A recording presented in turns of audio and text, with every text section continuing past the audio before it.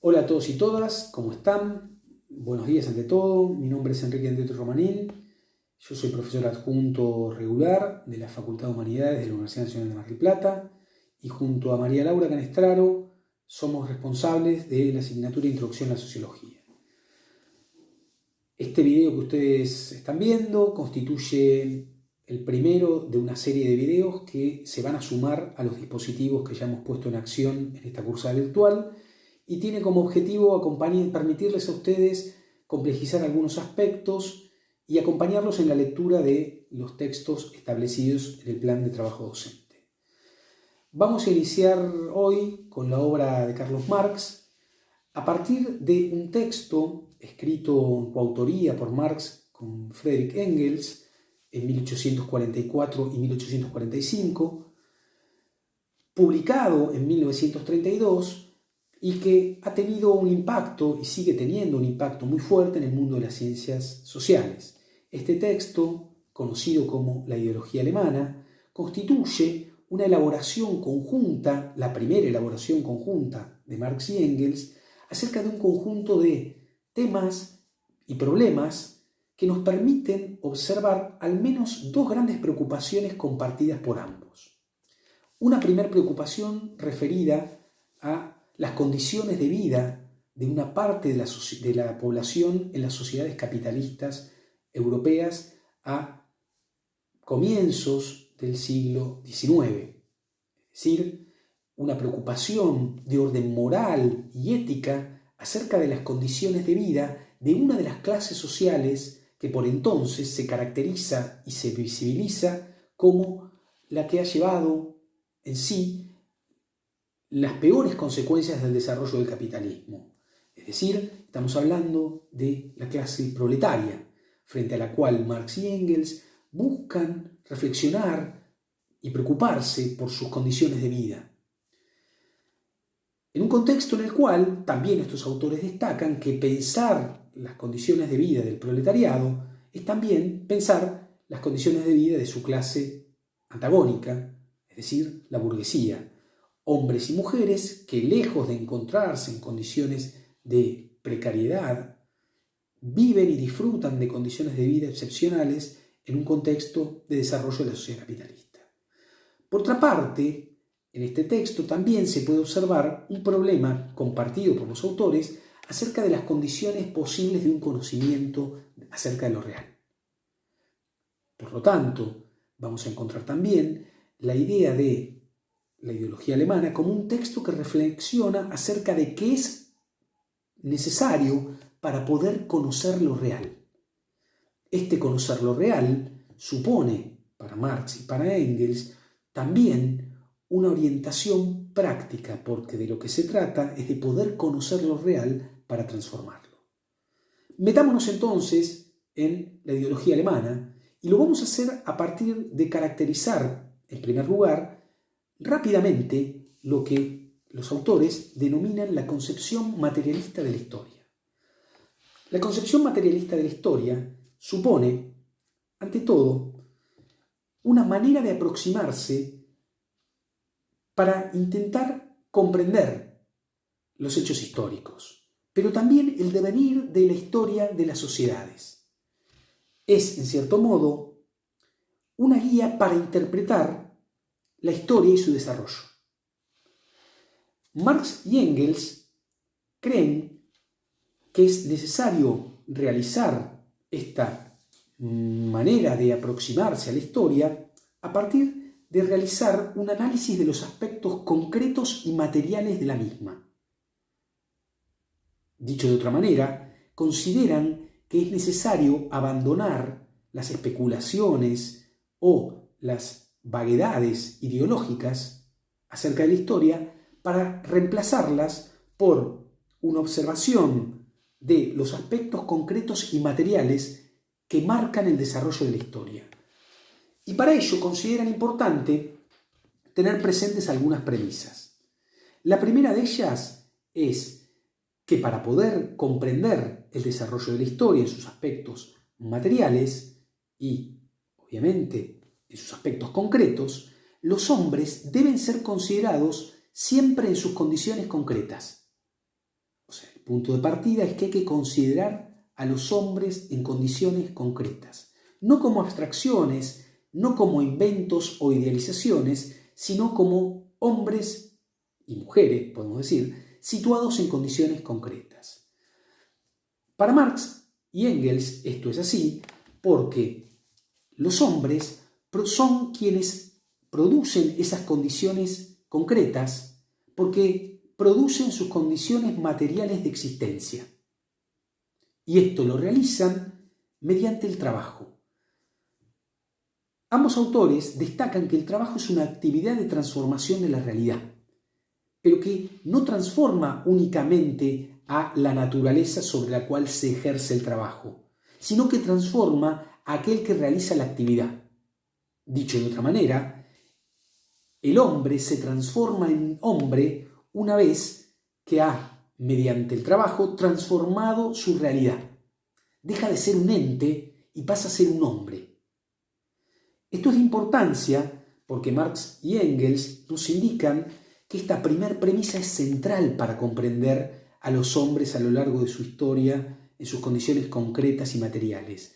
Hay que mirarlos como son, en lo que hacen y cómo lo hacen, para poder sí darnos cuenta de una segunda premisa a considerar, que cuando los hombres hacen la historia, lo que hacen es producen sus condiciones de vida, sus condiciones sociales y las relaciones con otros que conforman la base de las sociedades. En este recorrido, Marx y Engels lo que nos dicen es que los hombres producen sus medios de vida y en ese movimiento están produciendo sus relaciones y sus condiciones sociales. Hasta ahora, para estos autores, para Marx y Engels, la filosofía alemana y la historiografía no tenían ni idea de esto. Pero ¿por qué es importante tener presente esto? Porque, y esta es la tercera premisa que van a sostener Marx y Engels como parte de la concepción materialista de la historia, es que lo que los individuos son depende de las condiciones de producción en las que se encuentran.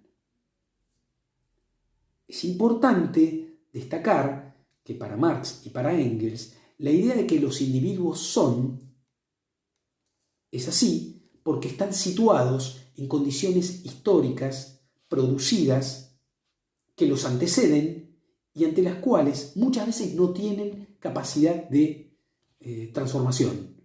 Son condiciones heredadas y que solo una vez que sean conocidas en su complejidad por parte de aquellos que viven esas condiciones, pueden pensar en transformarlas.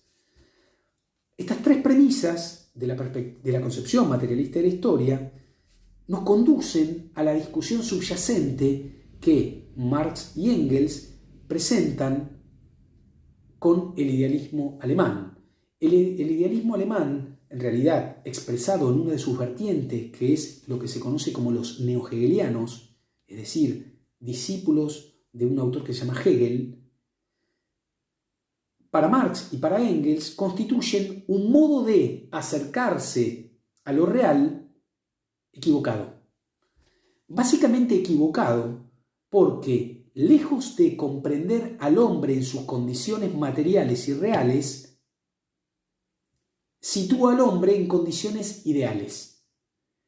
Hay una manera muy sencilla de aproximarnos a este debate, formulada en una idea que Marx y Engels sostienen en la ideología alemana.